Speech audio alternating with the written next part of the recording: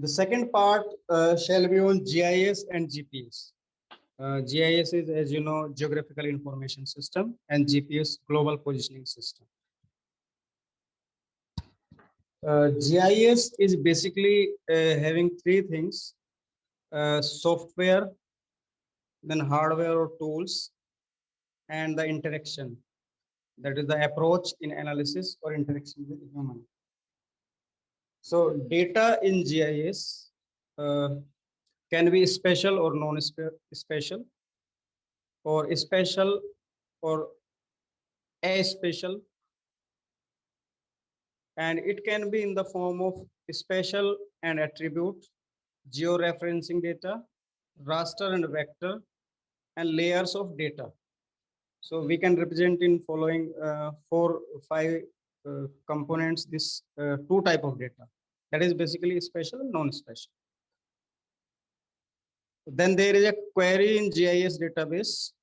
One must write a syntax for query. Then it will analysis, and then there is a integration data with GIS, and then finally there will be output. So GIS, a type of software, it is a computer system that allows us to handle information about the location of feature or phenomena on the Earth's surface. It has all the functionality of a conventional database management system, plus much more of the functionality of a computer mapping system integrated with GIS. GIS as a database managed system that allows us to explicitly handle the spatial information, and common examples of GIS system are GeoMedia, ArcView, ArcGIS, MapInfo. There are a lot of GIS systems or softwares available in the market. I worked GeoMedia. So GIS, it is a toolkit that is basically manipulate, especially it calculate distances, adjacencies, and change projections and scales, integrate disparate sources that analyze especially quantitative analysis, qualitative analysis, and exploratory spatial data analysis. Then there is a visualization for maps, table, graphs, animations, and virtual landscapes during the analysis and after the analysis as a final output. So types of data in GIS is categorized broadly into two categories. Number one, attribute data, and second is spatial data. Attribute data is a feature, can be expressed through statistics, text, image, sound, etc. Or spatial data is basically any feature associated with its coordinates. It has latitude and longitude, so that has spatial data. Any spatial data which has latitude and longitude is known as spatial data. Vector data for discrete features. We can enter data in GIS through points, lines, or polygon, or we can enter any feature in GIS through points, lines, or polygons. Polygons are basically used for areas that can be any field, agriculture field, or pond or river. Line can be associated with any boundary, or we can depict line as a boundary or railway track sometime, and point any plant, a tree, or any other feature. Similarly, uh, in vector form data, it is a continuous surface structure. Then there is a georeferencing data, which capturing the data. It has feature for capturing the data. Scanning, digitization, these are two properties associated with capturing data. Any data can be entered in GIS through scanning or through digitization. Then there is a georeferencing. Initial scanning, digitizing gives coordinates, and then real world coordinates are found for registration. And after that, after georeferencing, the actual real world data comes in GIS, on which we can do analysis and modeling. Layers or data set in GIS have different themes. They are known as sometimes layers. In GIS, we call them layers or data sets. Each layer is georeferenced layer from different sources that can be easily integrated using locations. This can be used to build up complex models of the real world from widely disparate sources. Many layers or set of data, like one may have water resource data, other may have weathering data, another set of layer or data set may have soil related data, soil texture, soil fertility, and so on. There can be n number of data in the form of layer. So then there is a querying GIS data that use attribute query and special query. We generally run a query or we write a syntax using any language that can be SQL. And finally, in combination of these queries, which we run as syntax, we do analysis, modeling, and we get result in the desired combinations and permutations for better planning and management. Some advantages of GIS are because it is highly economic. It can manage huge data set, special as well as non-special. One GIS system can manage the work which cannot be managed by thousands of people. So it is uh, very useful and has lot of advantages. It is required for exploring both geographical and thematic components of data in a holistic way, and stresses geographical aspects of a research question can be solved using GIS. It allows to handle an exploration of large volume of data. It allows integration of data from widely disparate sources. It allows analysis of data to explicit incorporate locations and allows widely variety of data in different forms for visualization, so that we can have different visualization as per our requirement. However, there is a limitation that the data may be expensive. So geographical information or GIS is a computer-based system provide following four sets of capabilities to handle georeferenced data. Number one, input. Number two, data management, that involves data storage and retrieval. Third, manipulation and analysis. And fourth is output.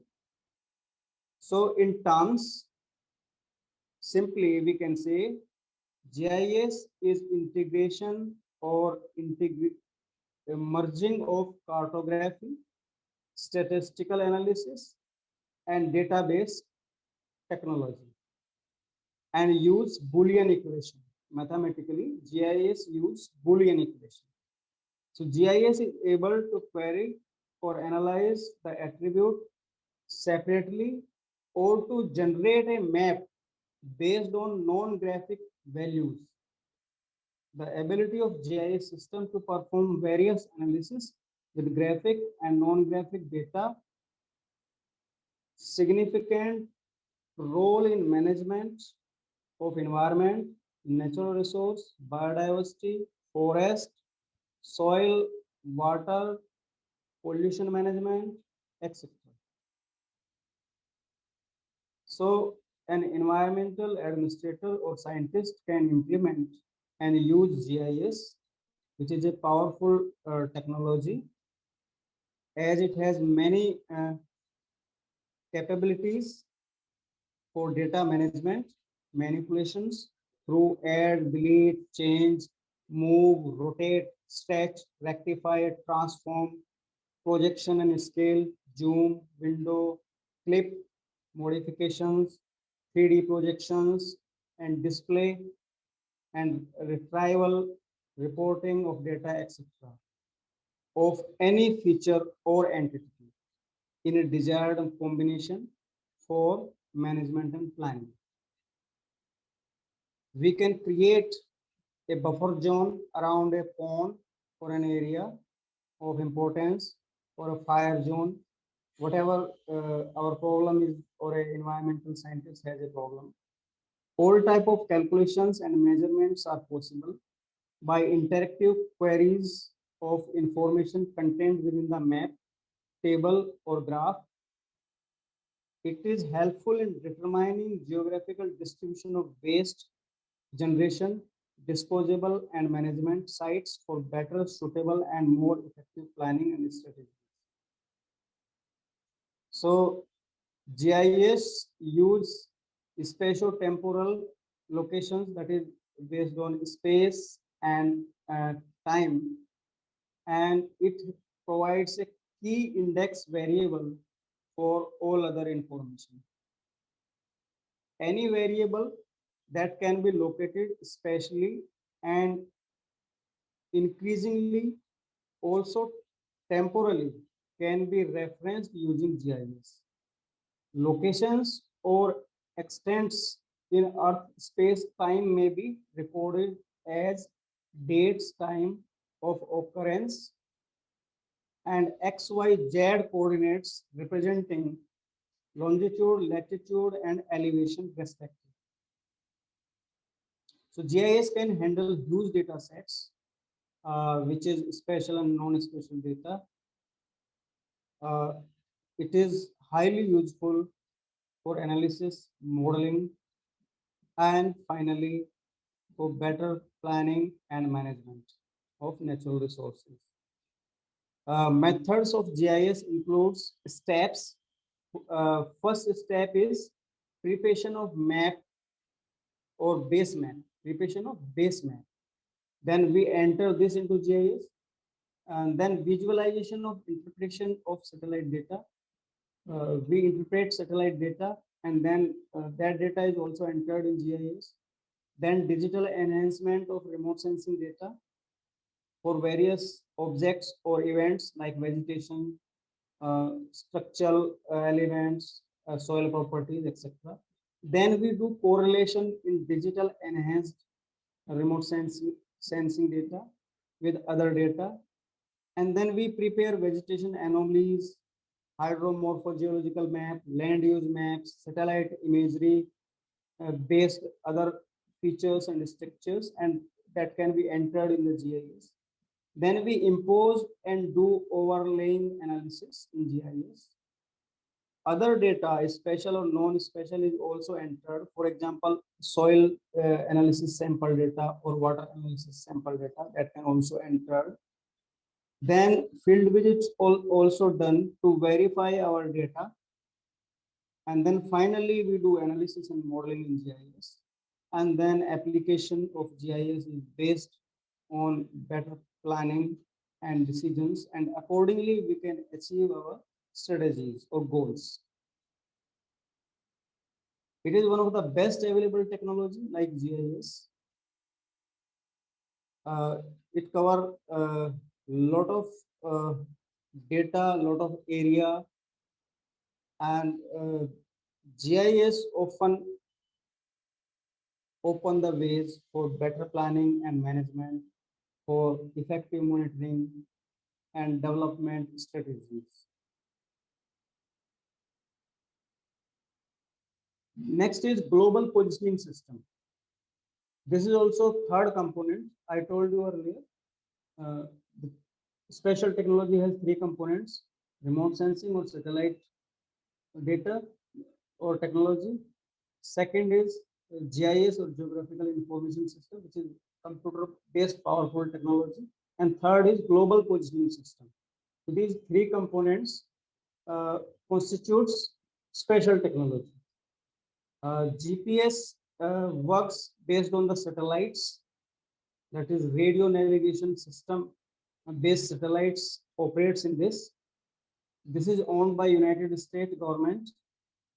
There is a United States Space Force in the US that maintained or operate this global positioning system. It provides geolocation and time information to a GPS receiver anywhere on or near the Earth where there is an obstruct line or sight to four or more GPS systems. That means to observe the location or to study the location of an object, we need minimum four satellites.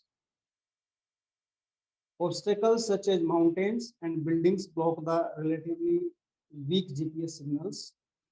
So any object like CHC, that is community health center or primary health center or a hospital or a COVID hospital or a plant or a hand pump or a well or a bus stand, etc. Or any event like patient infection, smoke, fire, pollution can be monitored for latitude and longitude using GPS. And this data obtained through GPS can be entered in GIS. So there is constellation arrangement of GPS uh, in an at an altitude of approximately more than 20,000 kilometers. These satellites are revolving around the Earth in a circle manner twice a day. So each satellite circulates twice a day, and continuously information or signals are received. So there are more than 24 GPS satellites to maintain the coverage, and that is the Space Force normally maintain this. Till June 2021, there were a total of 31 operational satellites in the GPS constellation or GPS system. This is not including the decommissioned on-orbit spheres for the improved coverage in most part of the world. The GPS constellation is a mix of old and new satellites. So GPS includes space-based satellites, computers, and receivers which provide your location for latitude and longitude information in every weather conditions, anywhere, anytime in the world. It was originally made by the US military to locate their troops in the deserted area and forests. But now the applications are huge.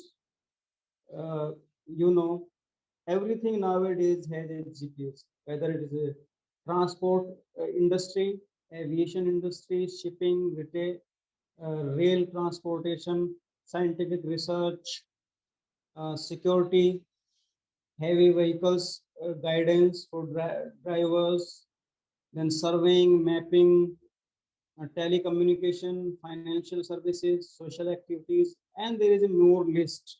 So there is a lot of use for GPS technology. So this was about GPS.